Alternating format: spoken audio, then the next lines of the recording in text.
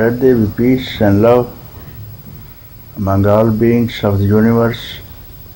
Let there be peace. Let there be peace. Om Shanti, Shanti, Shanti. Namaskar, Namaskar. The mind, as externally when we don't see anything, nothingness, we give name space. We call it space. Nothingness is represented space, and in this psychological factor inside, which is called mind, is empty. We don't see. We are merely given it name of I. Therefore, when we don't see in the space anything, this I also we can't see. Therefore, when the question arises, who am I? And people who are working on it, they say we don't find anything. It's nothingness, nothingness, and they keep quiet. Emptiness outside also, when you don't see anything, then the senses are also quiet. And when we try to see this inside, the senses keep quiet, and then you say we don't find anything, and there arises a kind of happiness and peace. So it's just a notion, as emptiness outside, emptiness inside is only a notion. Therefore, mind also is a notion. When anything arises in emptiness, or call it when there is in the desert, when you see a river, again and again it rises and falls, and you call it mirage. Name of that river is called mirage. What is mirage? Calling it mirage, it doesn't stop. Again it appears. Next morning, again it appears. And you have given it a name, mirage. And you don't stop it calling it a mirage. Means nothingness only. It's not a river. It looks like a river. Like this, again and again, concentrated attention on the mind, it is always there, because you make use of it every day. It looks every day. So it is inherent now. It is outside and inside. And then you are agitated by your own notions, and then you want to be free of these notions only. If you understand these notions are all empty, then even you will not try for it to get rid of these notions. What is there in a notion? Notion is a notion. Ghost does not exist. And why should you try in vain to shoot at the ghost? So when you call I am bound, this is also a notion. Then you try to be free, you have another notion. So first of all, it's most important is to understand what is mind, and mind is nothing but thought. And this thought inside is called I, outside is space. And there's no difference between I and space. So if you understand mind, thought, I, inside, outside, space, emptiness, nothingness. Nothingness will always remain nothingness. So we get involved in searching from within the nothingness, from within the emptiness. The desire arises. Now this desire, this emptiness and this mind and this I has a tremendous power. I is thought, and this thought has a tremendous power to create anything that you want, anything. In the beginning, before the beginning of this creation, there was nothing. At the end of this dissolution, after billions of years, there will be nothing.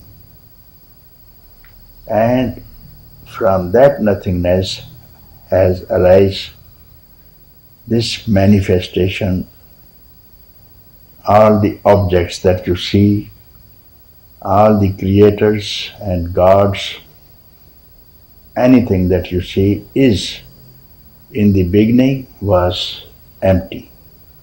From there arises thought, I. And when I arises, you want to see something other than it. Instantly, manifestation, this universe is created and this is your creation. When you look for it, the origin of this whole universe, origin of this universe is centered in just I thought. And this universe you can't see without giving rise to your thought, I thought. And then you forget the ground, the center, the fountain, the substratum of this I thought. And then you get lost. Holding on to this substratum, which is your own land, your own self, which you can call it consciousness or self, Atman. It has really no name. Don't get involved in any name. And if you don't give rise to any name whatsoever, as you do every night, there are no names and no forms, and that is your lordship. That is your origin, and that is your substratum, and that is called the Lord. The Lord which was before the creation and is going to stay after this dissolution, some kind of awareness or some emptiness. There is no dispute. So if you don't touch the name, there can be no form also. When you don't call space emptiness, what do you see? So you try to use your mind, and therefore everything is there. It's just a thought, and we are here now. And the sages have given us this formula to do away all these things by investigating into one single thought of I thought, and everything will be known to you. And this is going to take you to your own substratum, the Atman. If you go at the origin, this thought, where does the thought arise from? And you will get dissolved into the state from where everything rises. And truly speaking, nothing has ever arisen. This is the ultimate reality. As in the dream, there was nothing, but you see everything. You see mountains, you see rivers, you see forest, you see men, animals, birds. This is our universe. Actually, there's nothing. And in that dream universe, you have happiness and unhappiness, and this is your own creation. And there's no difference between that universe of the dream and this universe of the waking state. This is only a thought power. You have given a rise for your game, and you can close it whenever you want. And if you know it, you are free because you know the trick. The juggler, when he knows he is playing, he brings ducks out of his hat, and you are amazed, you are surprised. Ducks are coming out of the hat. And so many things he produces, whatever you want, he produces.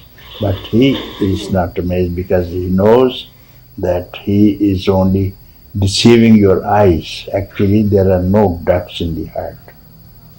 But you are deceived because he hypnotizes you at that time. He is a conjurer. He has conjured you with his tricks. Like this mind is a magician. Mind is a magician. It has a magic power, you see. And don't be lost. Don't get lost into these tricks. Find out. Find out. And if you become friend of this master magician, he will show you the tricks of it. And then you will know how simple it was. How simple it is. There are no ducks at all.